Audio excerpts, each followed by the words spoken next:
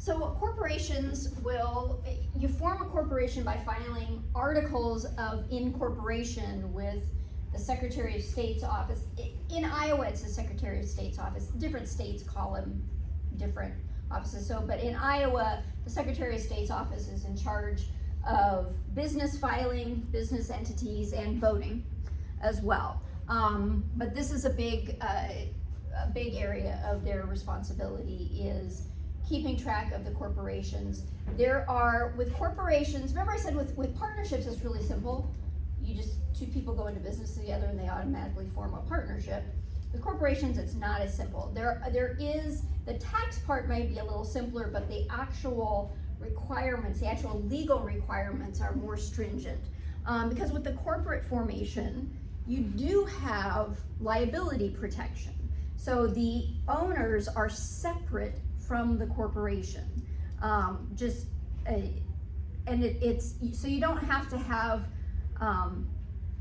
like separate, like that LLC that I talked about, like with partnerships, you just automatically form it, but you are personally liable for any of the debts of the partnership, personally liable for any lawsuits that may occur. With a corporation, you are establishing a barrier between the owners and the corporation, just creating a whole separate legal entity, which is kind of nice because it does shield owners from a lot of responsibility. Now, one of the things that it doesn't shield owners from with regard to corporations is responsibility for payroll taxes. Owners of corporations are still personally liable for payment of payroll taxes, but for everything else, there's pretty much kind of this barrier that is put up. One of the other things that's different about corporations as opposed to like individual Schedule C businesses and partnerships, corporations have to use accrual accounting. They're required to do that. If they have average annual gross receipts of 29 million or less, they can use the cash basis if they choose to, but a lot of corporations will choose to use accrual accounting anyway, because oftentimes, like if they need to go out and get a loan, they've got to use accrual basis accounting in order to prepare those financial statements. So most corporations will still just use the accrual basis even with this $29 million or less threshold. Inventory has to be based on the accrual method at any rate. So even if the sales are under, I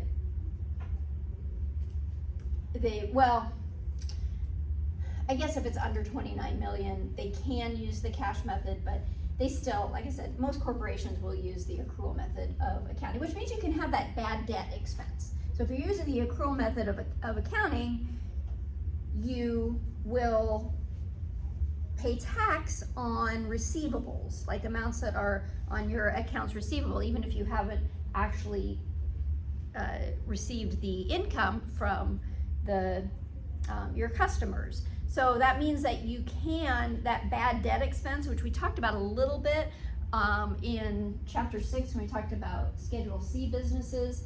For corporations, that's where the bad debt expense can actually be utilized. So that's one difference there. Also, accounting periods.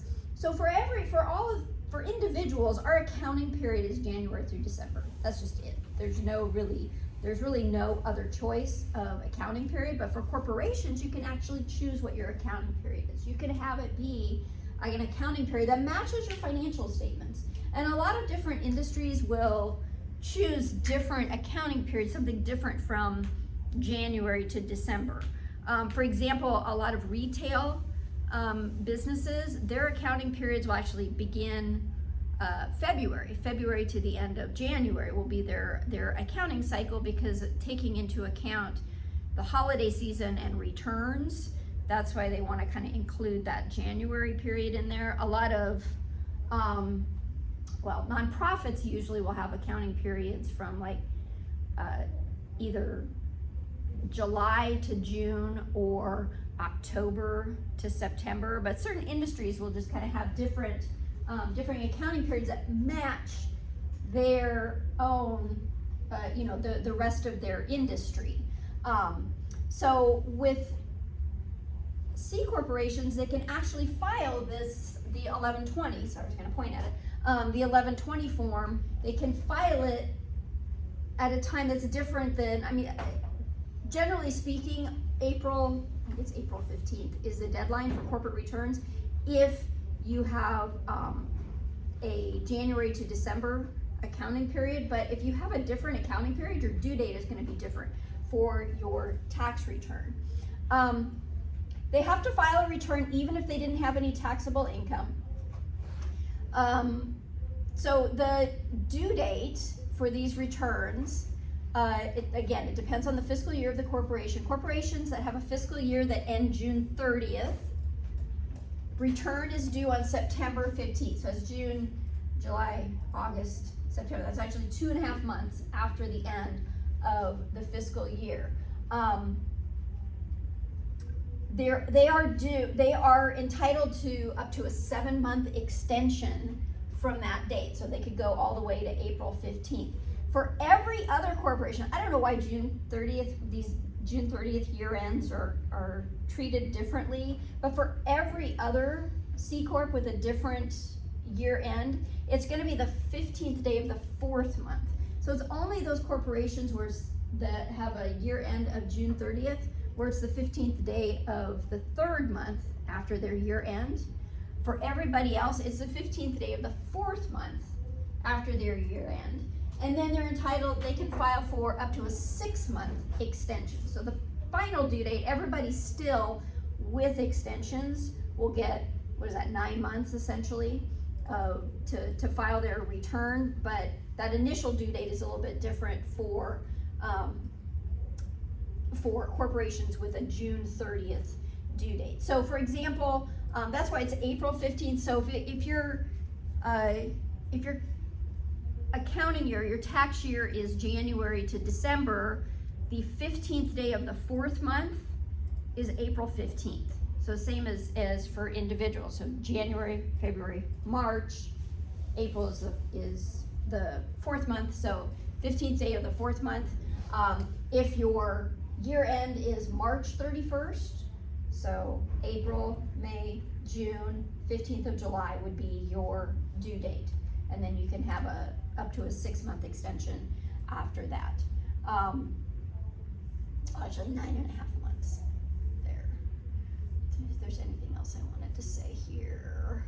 Oh, so I'm gonna go real quick on the Iowa Secretary of State's website so you can see what that looks like. So if you ever wanted to form a corporation, which you can do, it doesn't have to be a big,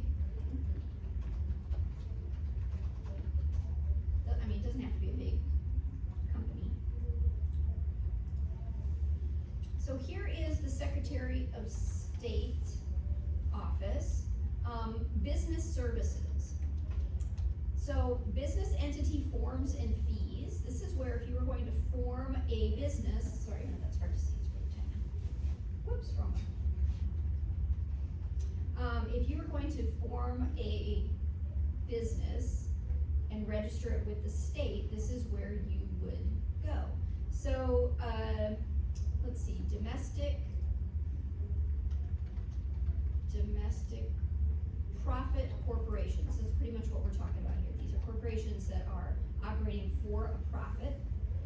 Articles of incorporation, there's a $50 fee to file your articles of incorporation. This links to this is the state code that describes what needs to be included in your articles of incorporation.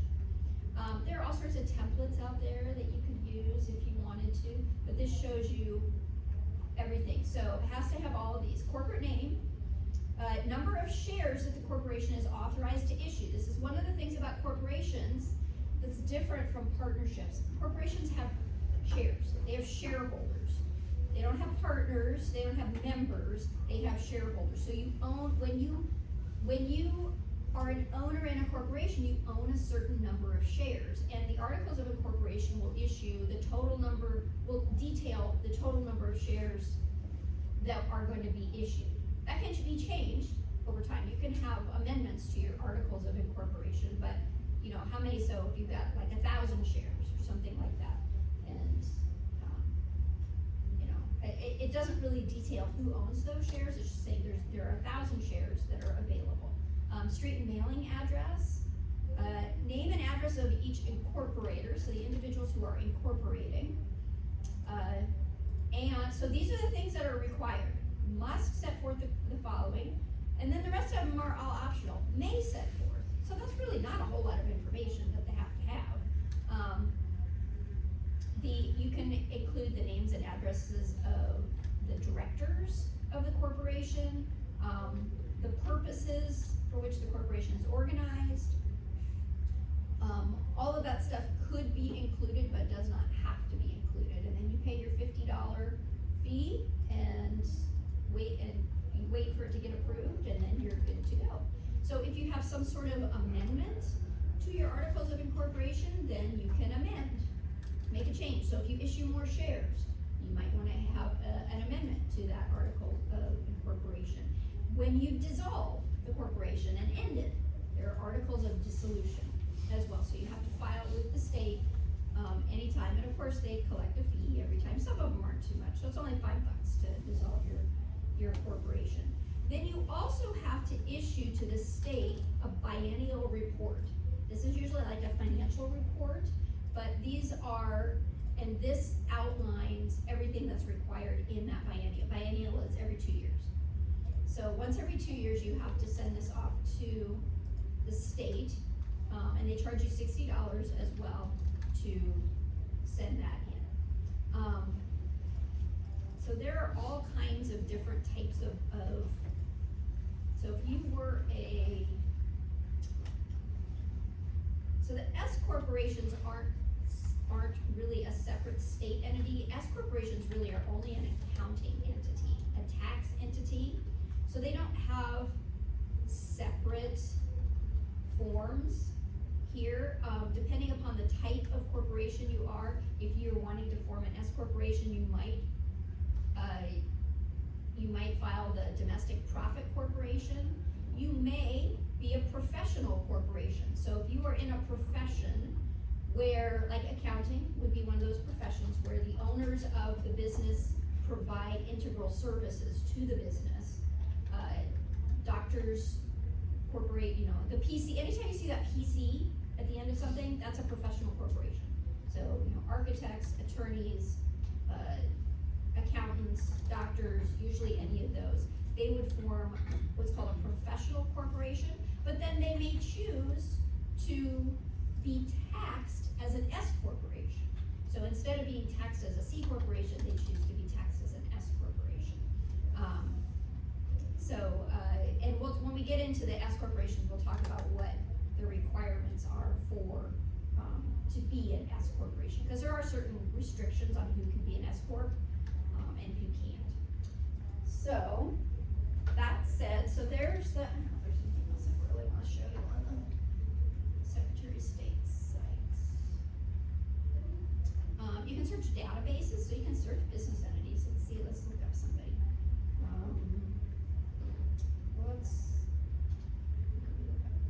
Some Iowa business. Text account. I don't know if that's an Iowa business or not. Nope. Okay. It's probably not in Iowa. Let's see.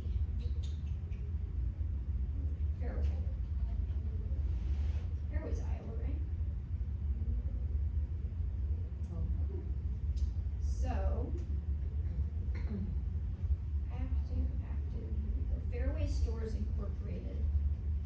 Probably this one. So, filing date, January 4th, 1938 is when they incorporated. Did you know that it was that old? Registered agent, every corporation has to have a registered agent, and this is just an individual who is available to receive any legal forms or documents or things like that. So they've got an individual to attach to it. Let's see, filings, let's look at their filings. So here's their original art, well, I guess that's they probably have it, they don't have it online, the original one. Articles of amendments. So they filed some articles of amendment.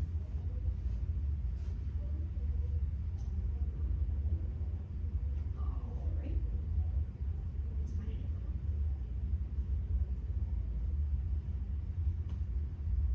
Oops. Did I lose it? Shoot. I think just do Control-Shift-T. Control-Shift-T. And it'll bring up the most recent tab. You can keep doing it until you get back what you wanted. Good things you learn. There we go.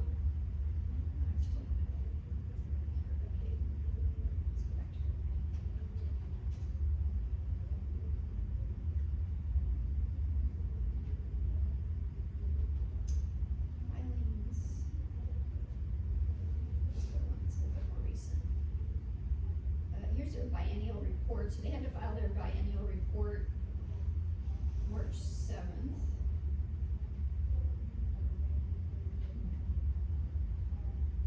This is probably some sort of blocker that's on the system. I don't know what's going on here. Anyway, if you adoption of fictitious name. Alright, so they're not able to view any of these. Should be able to view it. I think this is a browser limitation here. I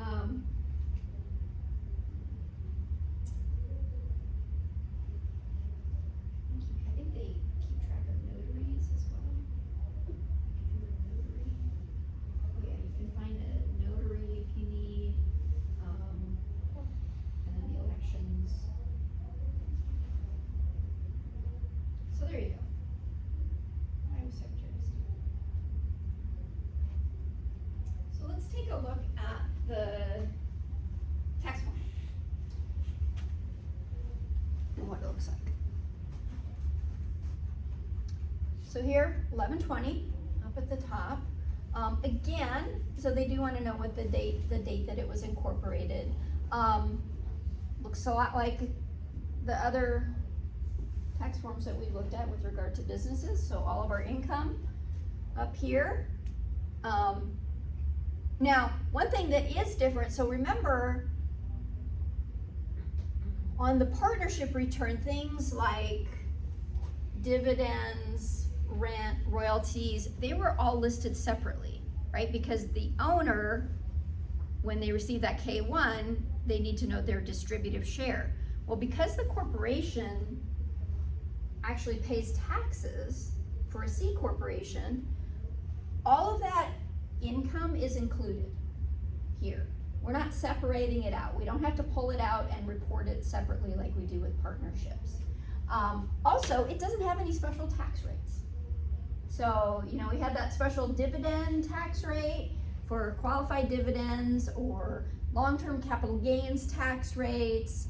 So it's the tax rates themselves are much simpler. Everything is taxed at that 21% tax rate. There's nothing special with regard to, now you still have to report the income separately so they know what types of income you're receiving, but no special treatment with regard to different types of income. Then we've got all of our expenses here. So again, it's just like an income statement, essentially. We do have a special spot for compensation of officers, so that is pulled out separately because there are some limitations on how much you can compensate your officers. And then salaries and wages, this would be everybody else, all the other employees. There's that bad debt expense there that I had talked about.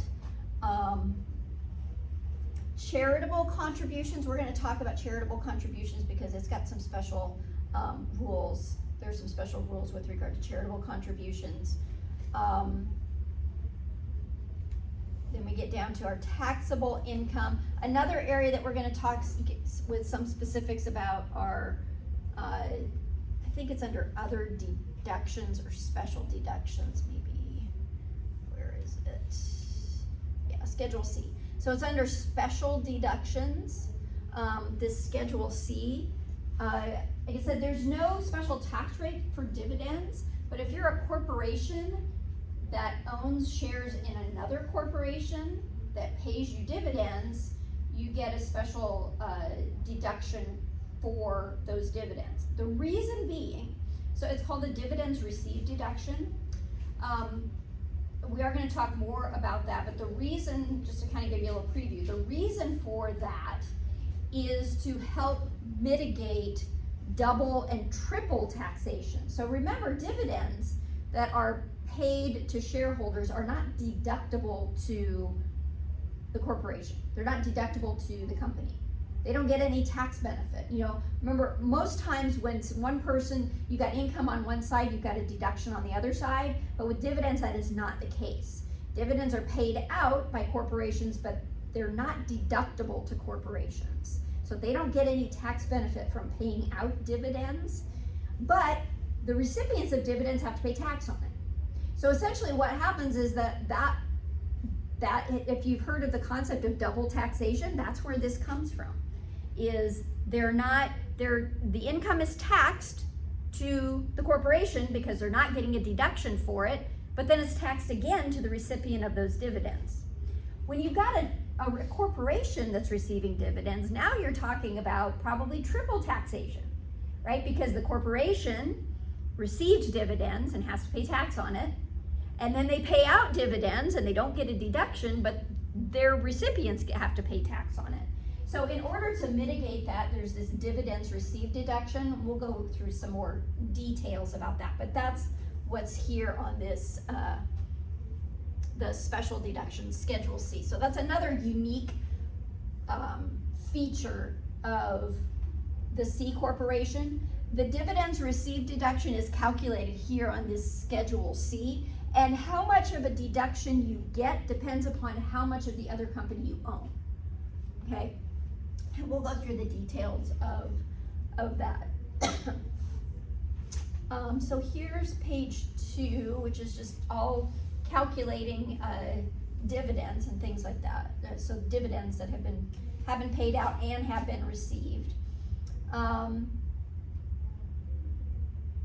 Schedule J is the calculation of the actual tax that is owed. Part 2 of that are the payments that have been made, and the corporation is required to make estimated tax payments. So they've got to make quarterly tax payments. Schedule K, so remember on the Schedule K for the partnership return, it corresponded to the K1, and in whole, all of those items were reported on the Schedule K. Schedule K for a corporate return is a little bit different, though. It's more yes or no questions. Information about, let's see, if you own other corporations, or if other corporations own parts of you as well, depending upon their ownership, so questions of that nature. Again, more yes or no questions. Then Schedule L, this is our balance sheet, and this is the balance sheet per the book. So whatever is on the financial statements, that's what gets placed on the tax return. And you've got beginning of the year and then ending of the year. So whatever your end of the year from the prior year is, that's what your beginning of the year would then be. And then your end of the year balance sheet. And the Schedule M1, it doesn't look that bad. It's not that big, but it can be kind of complicated because we have items that are added in and then items that are subtracted from in order to get our reconciliation. So we start with our net income or loss per books, and then we make certain adjustments to it. So for example, federal income tax. So federal income tax that was paid during the year would be an expense item on a financial statement, right? That's going to reduce our net income. Well, federal income taxes are not deductible on the tax return.